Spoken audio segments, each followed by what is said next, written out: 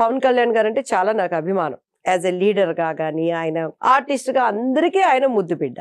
Megastar గారి family అయినా ఏదైనా ఆ ఫ్యామిలీలో ఆయన ఒక డిఫరెంట్ మనిషి. ఈ సంఘటన జరిగిన వెంటనే పవన్ కళ్యాణ్ గారి ఇంట్లో ఒక అందరికీ మనసు బాధ పెట్టే ఒక సంఘటన జరిగింది. ఎంత క్యూట్ గా ఉన్నాడు. అప్పటి వరకు వాళ్ళ బాబు ఎవరికి తెలియదు. ఈ పెద్ద బాబే అందరికీ తెలుసు. కానీ ఆ చిన్న అబ్బాయిని ఇది జరిగిన వెంటనే ఇట్లా సింగపూర్ లో పవన్ కళ్యాణ్ గారు వాళ్ళ అబ్బాయికి ఇది జరిగింది అని చెప్పని ఒక న్యూస్ స్ప్రెడ్ అయిపోయింది. శంకర్ ముందు ఒక పేరు వచ్చింది ఆ బాబుకి. నేను కూడా ప్రేయర్ చేశాను. ఆ బాబుతో ఇద్దరు చిన్నపిల్లలు చనిపోయారు, బాధ అనిపించింది. దేవా, ఆ బిడ్డకి నాయన నువ్వు ఆయుష్నివ్వు అని నాకు తెలుసు. పూజలు చేసేవాళ్ళు పూజలు చేశారు, అర్చనలు చేసేవాళ్ళు అర్చనలు చేశారు. అందరూ ఆ బాబుకి మంచి జరగాలని. కానీ ఆ బిడ్డ పేరుకు ముందు ఒకటి ఉంది, మార్క్ శంకర్.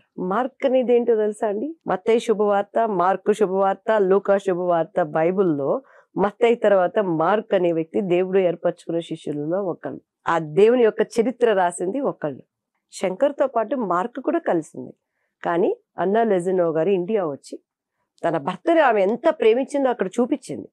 ఆ బాండేజ్ ఆమె చూపించింది. చక్కగా ఆమె తన తలనీలాలని దేవుడికి ఇచ్చి, దానిని కూడా కొంతమంది తప్పు పెట్టారు కదండి.